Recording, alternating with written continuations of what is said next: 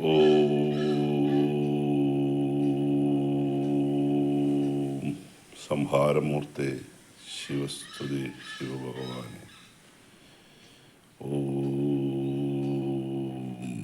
ശ്രീ മാരുതി ഭഗവാനെ, ഭക്തമാരുതി ഭഗവാനെ, ശ്രീരാമചന്ദ്ര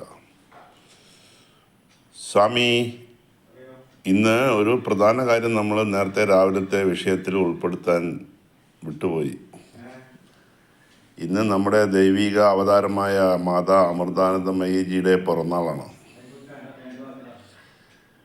അതായത് ഐശ്വര്യലക്ഷ്മിയുടെയും അന്നലക്ഷ്മിയുടെയും സരസ്വതി വാണി വിശ്വനാഥയുടെയും പാർവതിയുടെയും എല്ലാം കൂടിയിട്ടുള്ള അവതാരമാണ് അമ്മ എന്ന് വിശ്വസിക്കുന്ന ആളുകളാണ്. ഞാനും അത്തരത്തിൽ തന്നെയാണ് കേട്ടോ. അതിന് കാരണമുണ്ട്. ഞാൻ അമ്മയുടെ അവിടെ ഒരു ദിവസം പോയി അവരുടെ മുമ്പിൽ കുറേ നേരം ഇരുന്നപ്പോൾ എന്തോ ഒരു ഓറ അവരിൽ നിന്ന് എന്നിലേക്ക് ഇങ്ങനെ വന്ന് എൻ്റെ നെഞ്ഞത്തിക്ക് പതിക്കണ പോലെ എനിക്ക് ഒരു വെളിപാടുണ്ടായി. അവർ അവിടെ ഇരുന്നിട്ട് ഓ പറഞ്ഞിട്ട് ഇങ്ങനെ ഭയങ്കരമായിട്ട് പ്രാർത്ഥന ചൊല്ലിയിട്ട്, അപ്പോൾ അവരുടെ ആ വായിൽ നിന്നുള്ള ആ ഒരു നിശ്വാസത്തിൻ്റെ ഒരു എനർജിയിൽ നിന്ന് എന്തോ ഒരു വൈബ് എൻ്റെ നെഞ്ഞത്തിക്ക് കയറി വരുന്നതായിട്ട് എനിക്ക് തോന്നുന്നു. ഞാൻ തന്നെ അങ്ങനെ വല്ലാതെ വികാരഭരിതനായിട്ട് അവിടെ ഇരുന്ന് മനസ്സിലേക്ക് അതുവരെ ഉണ്ടായിരുന്ന ആ ഒരു ആരോഗ്യത്തിൻ്റെ കുറവും ഒരു മന്ദതയും എല്ലാം മാറി ഒരു പ്രത്യേക രീതിയിലേക്കെത്തി. അപ്പോൾ അമ്മ ഒരു ദൈവത്തിൻ്റെ അവതാരമാണ് എന്ന് വിശ്വസിക്കുന്ന ആളുകളുടെ കൂട്ടത്തിലാണ് ഞാൻ. മോഹൻലാൽ സാർ എന്നെ പറഞ്ഞിട്ടില്ലേ, മോഹൻലാൽ ആ സാറ് പറഞ്ഞത് അമ്മയുടെ അടുത്ത് പോയി ഇരുന്നപ്പോൾ ഒരു നിമിഷം അമ്മയുടെ കയ്യിലെ ഒരു ബ്രേസ്ലെറ്റ് സ്വർണത്തിൻ്റെ കിടക്കുന്നത് കിട്ടിയാലോ എന്ന് ആഗ്രഹിക്കുകയുണ്ടാവുകയും അമ്മ മോഹൻലാൽ സാർ ആയതുകൊണ്ട് പിന്നെ ഒന്നും നോക്കാതെ ആ ബ്രേസ്ലെറ്റ് ഊരി കൊടുക്കുകയും ചെയ്തു. പക്ഷേ സാധാരണക്കാർക്കും കൊടുക്കാറുണ്ട്.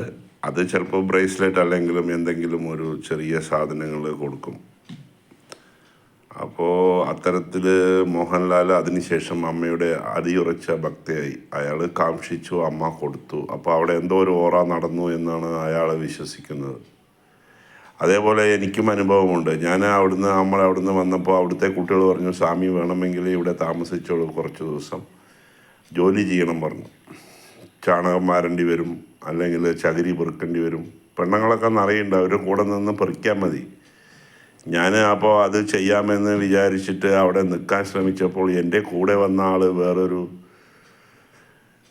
മതവിഭാഗത്തിൽപ്പെട്ടതാണ്. അയാൾക്ക് അവിടെ നിൽക്കുമ്പോൾ ഇത് ഹിന്ദുക്കളുടെയാണ് എന്ന ഒരു തോന്നലായിരിക്കാം ഉള്ളിൻ്റെ ഉള്ളിൽ. അയാൾ ജസ്റ്റ് കാണാൻ വന്നു എന്നല്ല, താമസിക്കാൻ തയ്യാറില്ല. അപ്പോൾ അവർ പറഞ്ഞു, ഇനി പണിയൊന്നും ചെയ്യാതെ താമസിക്കണമെങ്കിൽ ഞങ്ങൾ റൂം തരാം, ഒരു 250 റുപ്യ തരേണ്ടി വരും പറഞ്ഞു. അപ്പോൾ ഞാൻ പറഞ്ഞു, ചാണകം മാറാനും എനിക്ക് ചകിരി പെറുക്കാനും ഒന്നും വയ്യ, അതൊന്നും എൻ്റെ ജീവിതത്തിൽ പറഞ്ഞിട്ടുള്ള കാര്യങ്ങളല്ല. ഞാൻ ഒരു 250ൻ്റെ റൂം തന്നാൽ അതിൽ ഇരിക്കുക എന്നുള്ള രീതിയിൽ പറഞ്ഞപ്പോൾ ഇയാൾ സമ്മതിക്കുന്നില്ല. അങ്ങനെ അമ്മയുടെ അവിടുന്ന് ഞാൻ ഇറങ്ങി വരേണ്ടി വന്നു എന്ന് പറഞ്ഞാൽ മതിയല്ലോ. പക്ഷേ അമ്മയുടെ ആ ഒരു എനർജി എന്നിലേക്ക് അടിക്കുമ്പോൾ ഞാൻ തന്നെ വല്ലാത്തൊരവസ്ഥയിലേക്ക് ഇങ്ങനെ മാറിക്കൊണ്ടിരിക്കുകയായിരുന്നു. എന്തിനും പറയുന്നു. പിന്നെ പുറത്ത് വന്നപ്പോൾ ഒരു 10 ലോട്ടറിക്കാരൻ അവിടെ നിൽക്കണം. അപ്പോൾ ഞാൻ വിചാരിച്ചു ഈ സമയത്ത് ലോട്ടറി അടിച്ചു കഴിഞ്ഞാൽ നമുക്ക് എന്തെങ്കിലും കിട്ടും. ഞാനൊരു ഫസ്റ്റ് പ്രൈസ് തന്നെയാണ് വിചാരിച്ചത്. ഞാൻ 10 ലോട്ടറി എടുത്തു അയാളുടെ. അയാൾ പറഞ്ഞു, സ്വാമി 12 ലോട്ടറി എടുത്തോളൂ, ഒരു സെറ്റ് 480 റുപ്യാണ്, സ്വാമി എനിക്ക് 400 രൂപ തന്നാൽ മതി. അപ്പോൾ ഞാൻ നോക്കിയപ്പോൾ എത്ര കിട്ടും അയാൾക്ക് ചോദിച്ചപ്പോൾ അയാൾ പറഞ്ഞു, ഒരു ലോട്ടറിക്ക് 6 റുപ്യ കിട്ടും. അപ്പോൾ ഞാൻ പറഞ്ഞു, നിങ്ങൾക്ക് 72 റുപ്യല്ലേ കിട്ടുള്ളൂ, ഈ 72 റുപ്യ എന്നാൽ പിന്നെ അതിന്ന് ഞാൻ അടിച്ചു മാറ്റുന്നത് ശരിയല്ലല്ലോ. ഞാൻ 480 തന്നെ കൈ കൊടുത്തു കേട്ടോ. കേൾക്കുണ്ടോ ഉണ്ണി സ്വാമി? സ്വാമി ഞാൻ പറയുന്നത് കേൾക്കുന്നുണ്ടോ? 480 റുപ്യ മൊത്തം കൊടുത്തു അയാളുടെ കയ്യിൽ. 12 ടിക്കറ്റ് തന്നു, 480. ഉണ്ണി കഴിച്ചോളൂ, ഞാൻ പറയുന്നത് കേൾക്കും. ഇവിടുന്ന് പറയുമ്പോൾ തന്നെ അവിടേക്ക് കേൾക്കും.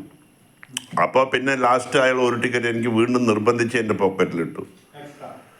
13 ടിക്കറ്റ് ഇട്ടു 480. പാവത്തിന് ഒരു 40 റുപ്യ കിട്ടിക്കാണും.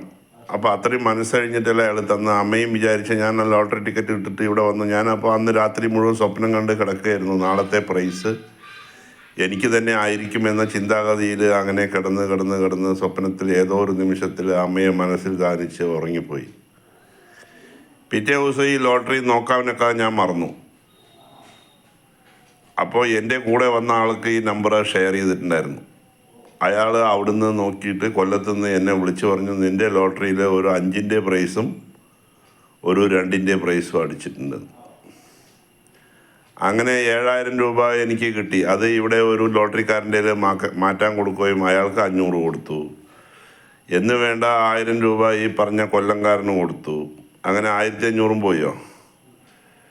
ബാക്കി 7 1000 6 5.5 കിട്ടിയപ്പോൾ നമ്മുടെ തന്നെ പ്രിയ പത്നി ഉണ്ടല്ലോ, സാമ്യാണെങ്കിലും പത്നി പറഞ്ഞു എനിക്ക് എന്തെങ്കിലും ഒരു തരണം പറഞ്ഞു. 2500 3000 അവർക്ക് കൊടുത്തു, എന്തോ ഒരു കപ്പട വാങ്ങാൻ. അവർ എന്തോ നല്ല ഒരു സാരിയോ സെറ്റ് സാരിയോ എന്തൊക്കെയോ വാങ്ങി ഒരു 3 പോയി. ബാക്കി 2.5 ഉറുപ്പിക ഉണ്ടായിരുന്നു. അപ്പോൾ നമ്മുടെ തന്നെ ശിഷ്യന്മാർ ഇതറിഞ്ഞു, സാമൂട്ടിന് 7000 ലോട്ടറി അടിച്ചു, നിങ്ങൾക്ക് വേറെ കോടികൾ മറ്റു രീതിയിലും കള്ള് കടത്തിയിട്ടും കഞ്ചാവ് കടത്തിയിട്ടും ഒക്കെ സമ്പാദിക്കുന്നത് ആരും അറിയില്ല. ലോട്ടറി ഒരു 5 ഉറുപ്പിക അടിച്ച് കഴിയുമ്പോഴേക്ക് അത് ലോകം മുഴുവൻ അറിയണം. അതുകൊണ്ടാണ് ലോട്ടറി അടിക്കുന്ന ആളുകൾ പേടിച്ച് ഓടേണ്ടി വരുന്നത്. അങ്ങനെ ഞാൻ ആ പൈസയും കൊണ്ട് ലാസ്റ്റ് 2.5 ഉറുപ്പിക നമ്മുടെ അവിടെയുള്ള ആളുകൾക്ക് ഒരു വിഷ്ണുമായ പൂജ നടത്തി അവർക്ക് വേണ്ട സംഗതികളൊക്കെ ചെയ്തു കൊടുത്തു. മൊത്തത്തിൽ ലോട്ടറി കിട്ടിയ പൈസ കയ്യിലിരുന്നില്ല. പിന്നെ എൻ്റെ മനസ്സിലൊരു ആശ ഉദിച്ചു, അമ്മയെ വീണ്ടും പോയി കണ്ടിട്ട് ഒരു 10 ടിക്കറ്റും കൂടി എടുക്കാമെന്ന്. പക്ഷേ ഇന്ന് വരെ അതിന് സാധിച്ചിട്ടില്ല. ഒരുപക്ഷെ ഈ ഒക്ടോബറിൽ ബമ്പറിൻ്റെ മുമ്പായിട്ട് നമുക്ക് അവിടെ പോവുകയും അവിടുന്ന് 10 ടിക്കറ്റൊന്നും എടുക്കാൻ നമ്മുടെയിലില്ല മോനെ, ഒരു ടിക്കറ്റ് എടുക്കാം. അപ്പോൾ നമുക്ക് വേണമെങ്കിൽ പൂജാ സമയത്ത് അമ്മയെ കാണാൻ പോവാം. അമ്മ ഒരു ദൈവത്തിൻ്റെ അവതാരമാണ്. പിന്നെ പലരും അമ്മയെ ആരോപണങ്ങളൊക്കെ ഉന്നയിച്ചു. നമ്മുടെ കൈരളി ടി വിയിൽ ഒരു ബ്രിട്ടാസ് സാറുണ്ടായിരുന്നു. അയാൾ അവിടെ തന്നെ ഇരുന്ന 10 കൊല്ലം കൂടെ ഇരുന്ന ഒരു ഇംഗ്ലീഷുകാരെ കൊണ്ടുവന്ന് ഒക്കെ ചെയ്തു. പക്ഷെ അതൊന്നും ഏശിയില്ല നമ്മുടെ കാര്യത്തിൽ. അമ്മ ദൈവത്തിൻ്റെ അവതാരമാണെന്ന് വിശ്വസിക്കുന്നവരുടെ കൂട്ടത്തിലാണ് ഞാനും. അവർക്ക് ഒരുപക്ഷെ അനശ്വരയാണ്, മരണം തന്നെ. അപ്പോൾ ആളുകൾ പറഞ്ഞു സായിബാബ ഇത്തരത്തിലായിരുന്നില്ലേ, സായിബാബ അങ്ങനെ സമാധി അടയുകയുണ്ടായില്ലേ. അവർ മരിക്കില്ല, അവരൊക്കെ സമാധി അടയുകയുള്ളൂ. അപ്പോൾ അമ്മയ്ക്ക് ഇനിയും ഒരു 100 വർഷം കൂടി ഈ ഭൂമിയിൽ ആയുസ് ഉണ്ടാവട്ടെ എന്നും, അമ്മയുടെ പിറന്നാൾ ഭംഗിയായി അനേകായിരം ആളുകളാണ് അവിടെ ഇരുന്ന് നമ്മുടെ പിറന്നാൾ പങ്കെടുത്തുകൊണ്ടിരിക്കുന്നത്. നമുക്ക് അതിന് കഴിയാത്തതിലും ഇവിടെ ഇരുന്നുകൊണ്ട് അവിടുത്തെ കാര്യങ്ങളൊക്കെ അങ്ങനെ ഭാവനയിൽ കണ്ടുകൊണ്ട് അമ്മയുടെ അനുഗ്രഹം നമുക്ക് കിട്ടട്ടെ. ഒപ്പം അമ്മയ്ക്ക് നമ്മുടെ പിറന്നാൾ ആശംസകൾ അർപ്പിച്ചുകൊണ്ട്